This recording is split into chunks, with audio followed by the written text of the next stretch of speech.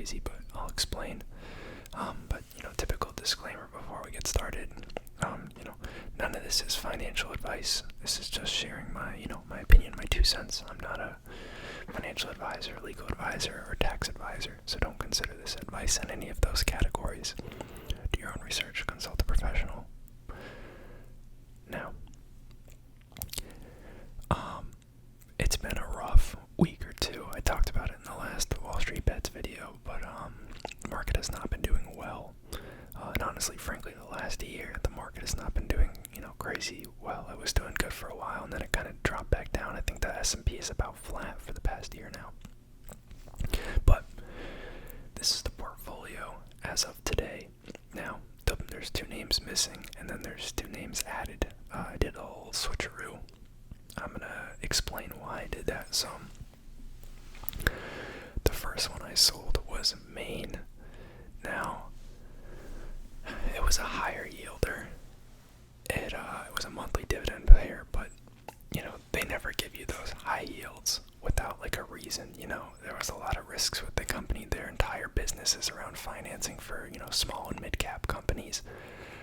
My concern is that with the increased cost of capital, you have a lot less companies looking to borrow money because the rates just aren't as attractive. They have to give up more to get the same amount of money.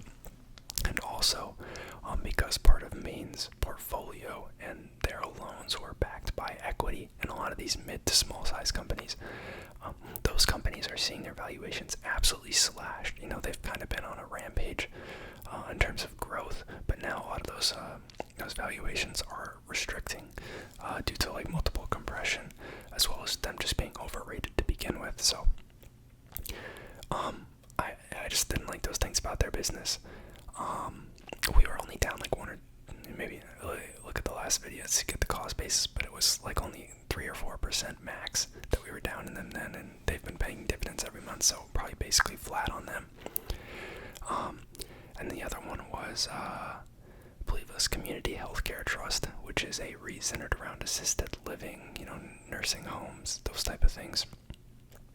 Now, we already have MPW in here, which is also a healthcare play. So, I was a little worried about overexposure to the sector. And I also think that I was doing some research on my own, nothing crazy, but a lot of these nursing homes are having pretty large staffing issues. And even though tenants, the elderly people, are starting to come back now that COVID's kind of behind us, they're having issues with staffing. So I'm concerned that capacities at certain places are going to be capped. They're going to have to pay more for labor, and that's going to drive profit margins down, or drive the enrollment in their properties down.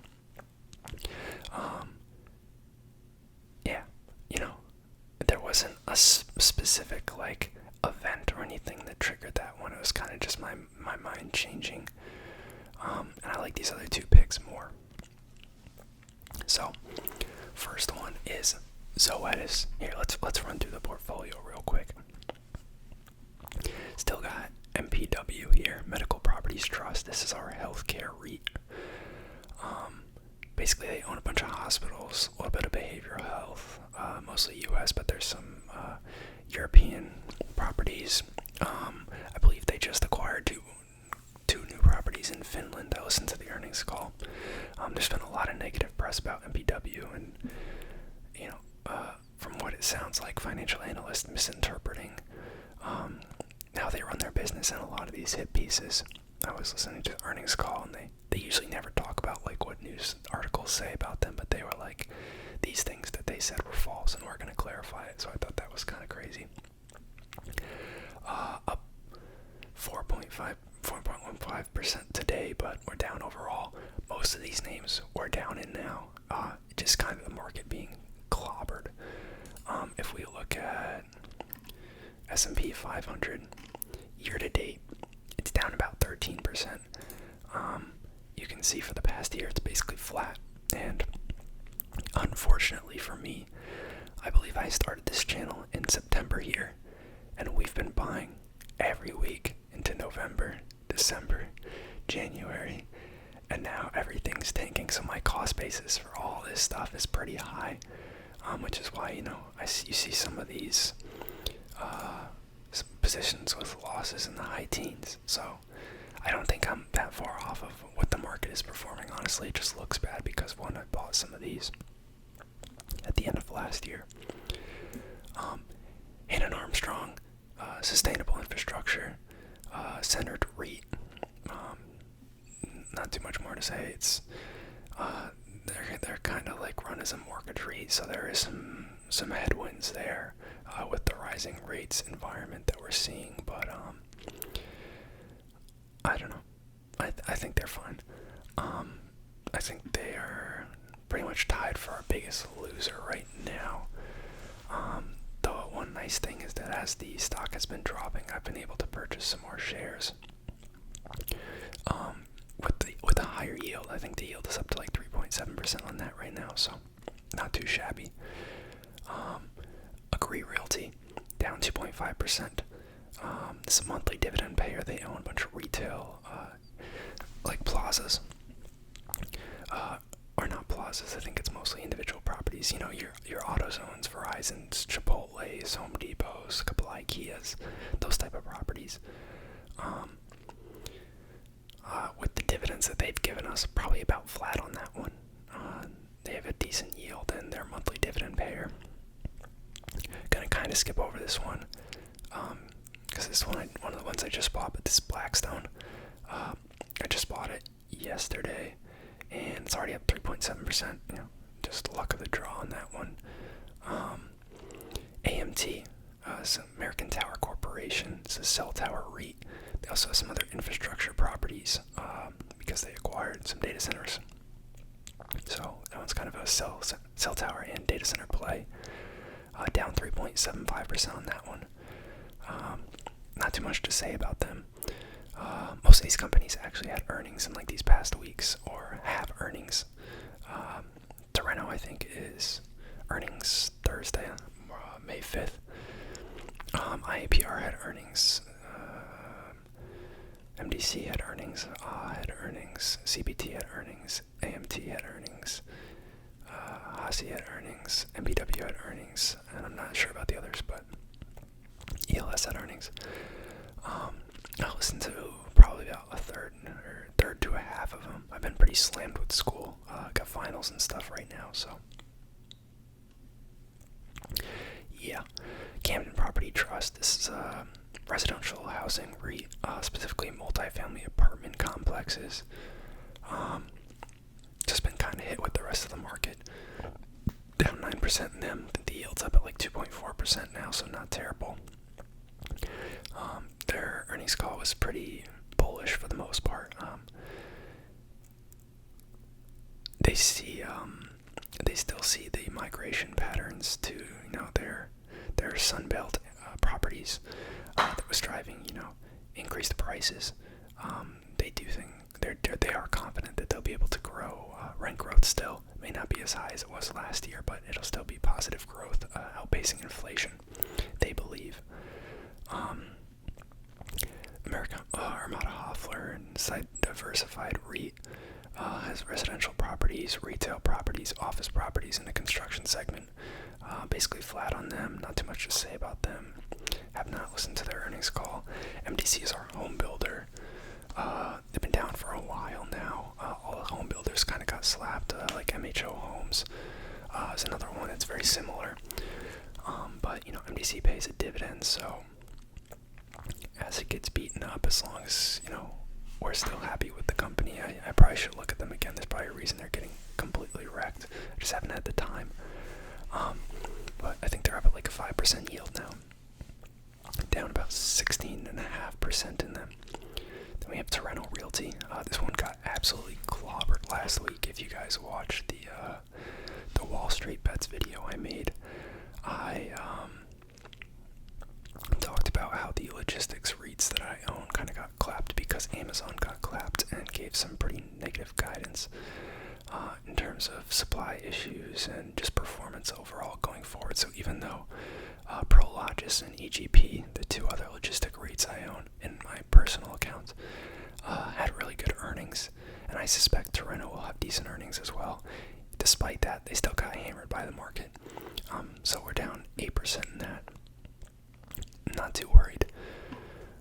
They are trading at, pretty rich multiples. Same with the apartment REITs. That's why I'm not too surprised to see them come down. But I still feel like they're in a pretty good spot. Zoetis is another new pickup.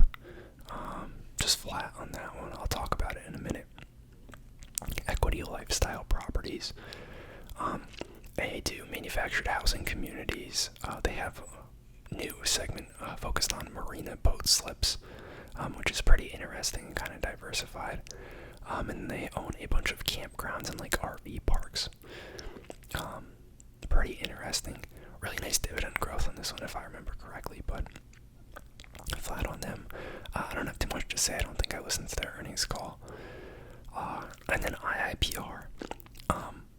I'm actually not too sure why the Cannabis Reits are getting beat up so hard. I have been buying down a little bit on this one because the yield is getting like pretty crazy. It's almost 4.5% for a very, very high growth company. Can actually pull up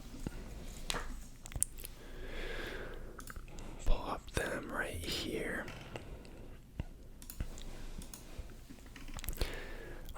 You can see they've been like doubling their revenue every year for like basically since their inception. You see income following a similar trend. Earnings, same deal. They have pretty good standard tenants. It's all the big names in the cannabis space. Good EPS growth, even though it doesn't matter as much for REIT. AFFO, funds from operation growing very nicely as well. They are diluting obviously because they're a REIT, but if you look at diluted FFO per share, it's still growing considerably well. You look at their dividend growth has just been freaking amazing. Obviously this is going to trend downwards as we go forward, but just amazing. I don't know. There's also been some hit pieces out about them, kind of MPW style, bashing them, and they don't really think it. They didn't say anything, but I saw some analysts or other people like writing articles about how people didn't understand their business model. And I listened to a podcast or two that mentioned it as well. So yeah, let's get into the two companies I picked up. So you guys have probably heard of Blackstone, freaking massive like asset management company. They have a lot of stuff they do. They have a private equity arm. They're really well known for their real estate segment. That's their biggest segment. They do debt and equity market stuff, infrastructure, life science, etc. But I believe about half their money comes from real estate, and then the rest fits into the other half. Now, a couple of reasons I like them. A lot of finance people that I know a lot of people that work in like some of the big banks. I've mentioned them before, all like in a very good light. I hear they're like ruthless to work with, but they know what they're doing. They've been around for like 40 years, and they've already grown their assets under management to like $915 billion, which is just insane. They're paying a pretty decent yield, although the dividend history is a little inconsistent. They changed from like a publicly traded partnership to a C Corp in 2019. Like C Corp is what most of these companies on the stock market are listed as. Partnership is slightly different. You have to file like special tax forms called like a K1. But anyways, they changed it to make it more approachable for the average investor in 2019, so that kind of skews up the data. That's why Seeking Alpha here doesn't go further back, even though it was around. But if we look at their dividend history, it's kind of weird. It says they have good dividend growth trailing, but it's like, it's rocky. So I don't know. But the yield is high enough that I can kind of forget that. I think we can check their presentation in a bit, but I saw someone saying they pay like 60% of their distributable earnings out as dividends, and it's kind of fixed at that percentage, and that's why it like goes up and down as they make more or less money. I haven't fact checked that, but it could explain it if it's true. You guys, I mentioned in a video a while back, if you guys remember, I owned a bunch of data center REITs. I still own two, Equinix and Digital Realty, but I also owned QTS Realty, CoreSite, and Cyrus One. CoreSite got acquired by American Tower, one of the other names that I held, and that we hold in the public dividend account. Cyrus One got taken private by KKR, and QTS Realty actually got bought by Blackstone. So they've been making a lot of public market acquisitions to kind of fund this like real estate portfolio that they're amassing. That's what I was saying. They have a massive amount of assets in real estate. Just in the past like year or two, they've acquired American Campus Communities. That was very recent, a couple weeks ago, which owned a bunch of that's a REIT that owned a bunch of college housing. I think it was the biggest college housing owner in the country. Obviously they did QTS, I just talked about them. Preferred Apartment Communities, APTS, they acquired them like a month or two back. PS Business Parks was another recent acquisition by them. Obviously Business Parks, Blue Rock Residential, which is a residential REIT, and WPT Industrial. Those were all like relatively recent, and those are like all, each one is like multi-billion-dollar acquisitions. Like American Campus was a pretty huge REIT. It's probably still trading. I want to say it was up like $30 billion market cap, but I might be overestimating it. Oh, $9 billion. Okay. And you can see it jumped up because of their acquisition offer. But they've been buying companies for a while. I mean, remember they bought like Biomed for like $15 billion. That was a pretty big acquisition they did, and they bought some other REITs. But anyways, massive player in the space, a lot of money in them. I'm sure they'll hit $1 trillion in assets under management before we know it, maybe by the end of this year. Potential risk for them. Real estate crash potentially, although I don't know if the likelihood of that happening has decreased. I kind of feel like it has, but I don't know. The real estate market crazy well, so I could be wrong. And then obviously a recession would hurt them just because they're a finance company in general. Their real estate segment for one, but also just like private equity and like the venture investing that they do, and like life science companies, infrastructure deals as they do. Their debt and equity financing would certainly, like, that would all take a hit in a recession. So probably the biggest risk. But I really like them. We can pull up their presentation real quick.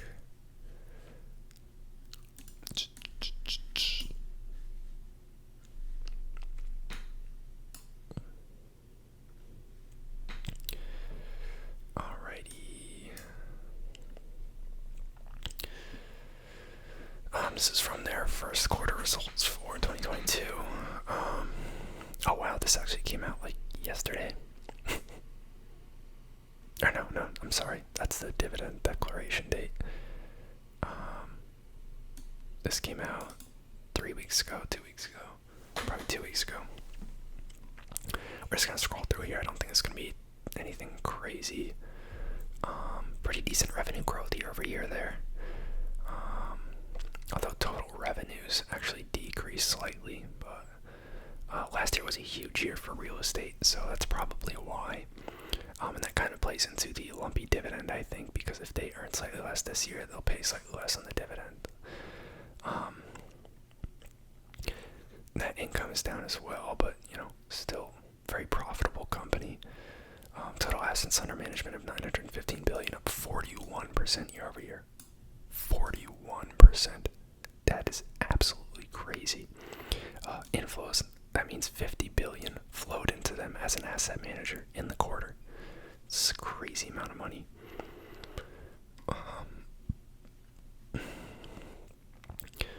Fee-related earnings. A lot of finance companies earn money in the form of fees, like management and advisory fees.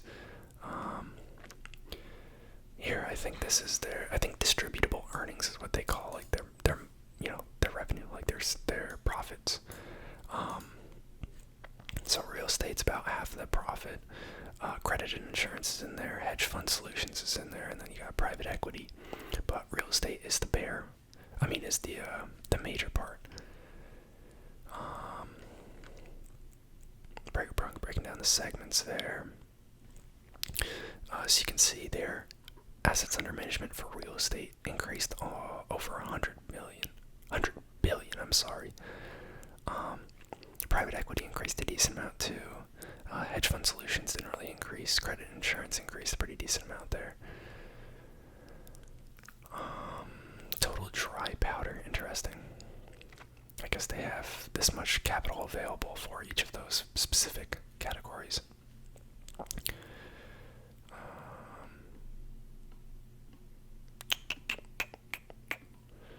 Supplemental details. We don't need to look at all this. Yeah, here we see percent to common shareholders. About 60% of their distributable earnings is being paid as a dividend, I guess, in theory, minus the retained capital. So I don't know what the actual percentage comes out of, but it looks like it's very strategic. That's probably why the lumpiness. But yeah, that's why I like them. Let me know what you guys think. I'm going to talk about Zoetis now. This is going to be a very information-dense video. Already at 21 minutes. Wow. Okay. Zoetis. So, Zoetis is an animal health company. So they make like pharmaceutical solutions for animals. So that includes livestock, but also companion animals. So like livestock is going to be like your swine, cattle, chickens. Companion animals can be like dog, cat, etc. They were a Pfizer spinoff like 9 years ago. But since then, they've freaking performed massively well. Extremely consistent. $83 billion company now. Probably the lowest dividend yield in the portfolio, but they're more of a dividend growth play, and I'll talk about that in a minute. It also is a slightly rich price to earnings multiple, but with a company like this growth and the dividend growth that we'll talk about, as well as just the company overall, like I kind of feel like it's justified, and I like where it's at. Similar to all the other companies and the S&P itself, about flat for the last year, peaked back in December, January, and it's been downhill ever since. So they are actually the largest animal health company in the world. Boehringer Ingelheim is second, I believe, by like $1 billion in revenue. And then Merck Animal Health is close behind them, if not higher than Boehringer Ingelheim. But they're the largest, and they're the largest pure play, which is really cool. There was a huge increase in like companion animals during COVID. I'm sure many of you know. A lot of people got cats and dogs. Now that they can work from home, now that their kids were around more. A lot of people got pets, and that's going to be expenses that need to continue going forward. If we look at, actually, we'll get into it later. If we look at their portfolio, they make all sorts of stuff. Things for ringworm, like ticks, all the little shots that like your animals get, all that type of stuff. Made by companies like these. Same with, like the livestock segment, antibiotics for animals, that type of stuff. So they saw 15% revenue growth last quarter, 19% net income growth, companion animal growth of 27%. So the livestock was pretty flat. It was the companion animal that's driving growth, which is what I was just talking about. Pretty solid, consistent margins of like 25-26%. That's net margins. And I feel like it's pretty inflation resistant, as well as recession resistant. You're not going to not get shots for your animals, and if they need to raise prices, you're just going to see your bill go up by like a couple bucks.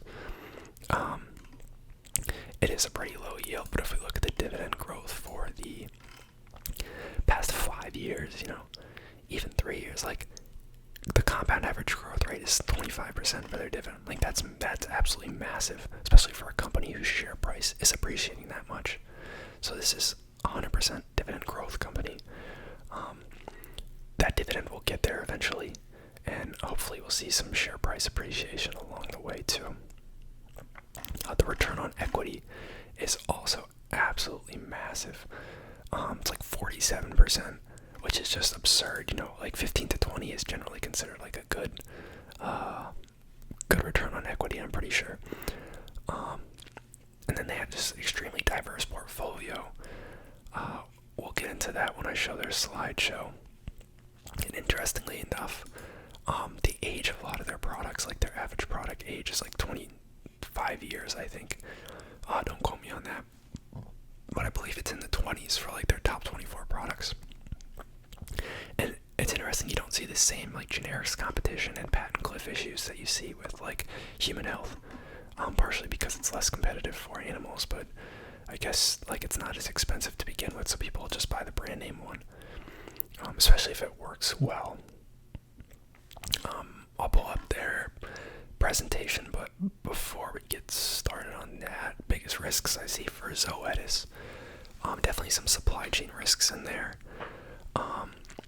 The continued growth is going to rely on population growth, but since the livestock segment isn't growing much, it's going to mostly come down to people getting more companion animals, or just them raising prices, I guess, which is definitely a possibility if we see inflation. But the supply chain risks, competitor risks too, Boehringer Ingelheim and Merck Animal Health, Gun and Form, not crazy far behind. Each one kind of has its own products, but there's a lot of overlap. I'm sure you've seen commercials for animal products from all three of them on TV before, but those are the biggest risks, but I like it.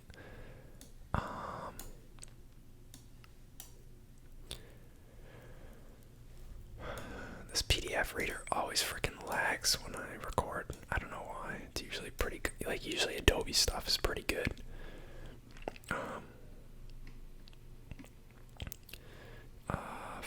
15% revenue growth last quarter, 19% increase in adjusted net income. Companion animal growth of 27%. Yeah.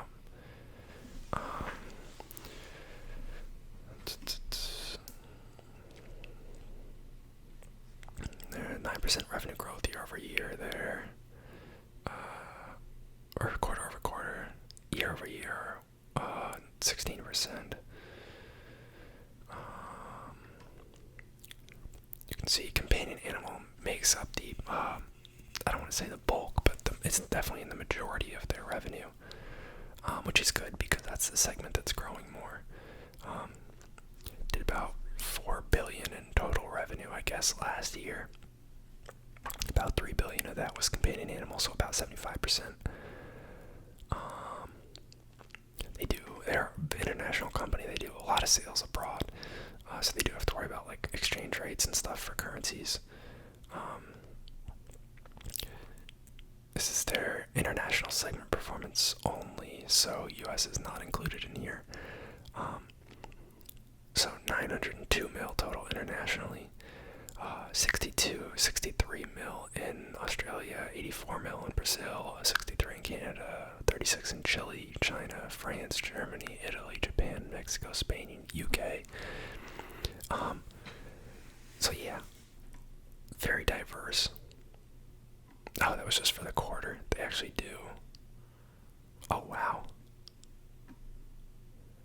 Oh, so this is just the US. This $4 billion is just the US. There's another freaking $3.6 billion in the international segment. So that's almost like $7.5 billion in revenue. More than $7.5 billion. Full year 2022, they're expecting 9 to 11% growth on revenue. I just want to see if they have a... Maybe not. I guess we'll go to their website real quick. So what is...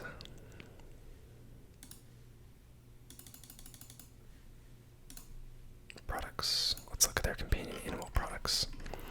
So vaccines, anti-infectives, parasitics, dermatology products, animal health diagnostic equipments, pain and sedation, as well as oncological